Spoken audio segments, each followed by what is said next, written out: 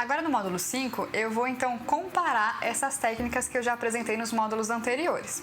A primeira separação que eu gosto de fazer é entre os tipos de exames. Então, cariótipo, array, exoma, genoma e NIPT são exames que a gente considera abrangentes, porque eles sempre vão analisar o todo. Eu não preciso, no pedido médico, constar o gene ou a região específica da análise. Por exemplo, não existe cariótipo do cromossomo 2. O cariótipo é sempre o cariótipo de todos os nossos cromossomos. Não existe array do cromossomo X. Ele é sempre array de todos os cromossomos. Não existe exoma do gene BRCA1. É um exoma de todos os nossos genes. É diferente dos exames dedicados, que são o Sanger, o MLPA, os exames de expansão, de metilação e os painéis de NGS. Porque esses eu preciso da região ou do gene que eu estou pesquisando. Então, no pedido médico, eu preciso saber, porque eles fazem análises dedicadas. Não existe eu falar solicito MLPA. Eu preciso saber qual o gene que você, ou a região que você está investigando. Não existe pedir painel de NGS. Eu preciso saber qual o painel que o médico quer investigar. Então, essa daqui é uma tabela com um resumo de todas as nossas técnicas e todas as alterações do DNA. Dá pra gente perceber aqui na tabela que algumas alterações mais de uma técnica consegue detectar. Só que nisso a gente tem que prestar alguma certa atenção para qual é o exame mais indicado. Por exemplo, quando eu falo de CNVs. Eu estou vendo aqui que para analisar CNV pode ser tanto MLPA, Array ou NGS, mas vai depender do tamanho. Por exemplo, para eu analisar um CNV por MLPA, eu tenho que ver se tem kit para esse CNV que eu estou querendo investigar. Eu tenho que ver se o tamanho é suficiente para o array detectar. A mesma coisa que as alterações estruturais, por exemplo, ou que eu tenho que saber se ela é uma alteração grande o suficiente para eu enxergar pelo cariótipo, ou então eu vou para o array. Então esse é um resumo de mais ou menos o que cada técnica consegue investigar. Outra separação que eu faço também entre as técnicas são as técnicas que a gente realiza na Mendelics e as técnicas que a gente faz em outros laboratórios. E por que é importante a gente ter em mente isso? Porque a gente tem que ter certeza qual vai ser a técnica que vai ser realizada. Por quê? Porque dependendo do laboratório, eles exigem a amostra de jeitos diferentes. Então, às vezes é só sangue, às vezes é suave, às vezes são mais tubos. E também isso varia com o preço do exame, porque a gente tem laboratórios parceiros que são internacionais. Então, o valor do exame muda conforme o laboratório que a gente vai enviar o nosso exame.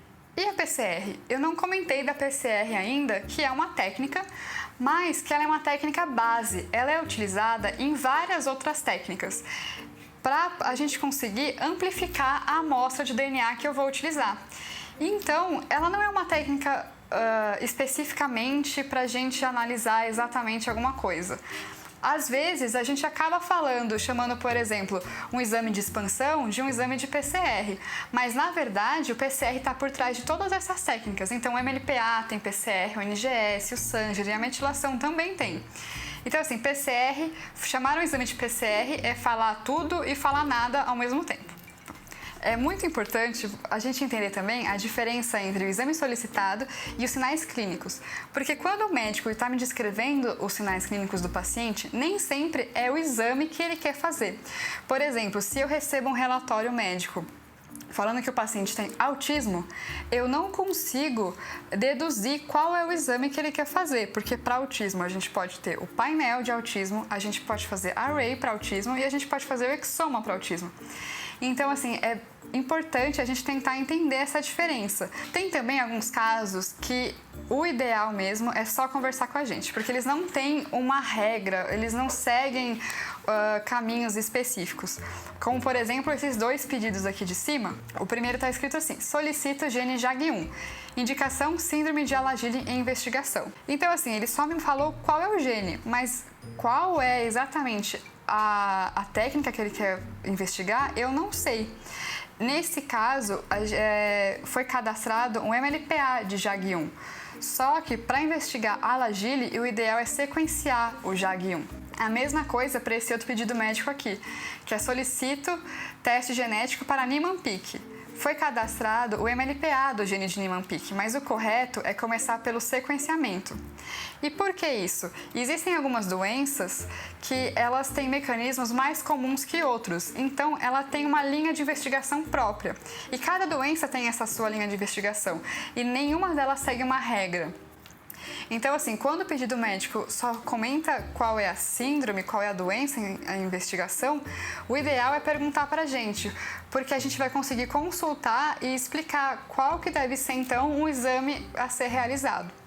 E esse terceiro caso aqui, se a gente for ler o pedido médico, ele tem cara de pedido de genotipagem, porque tem aqui um C ponto, tá falando mutação pontual no gene BRCA2.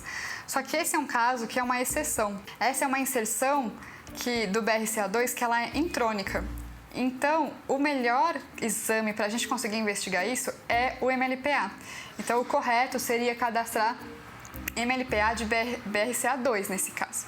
Mas todos esses casos aqui, é sempre muito importante vocês consultarem a gente antes de cadastrar o exame.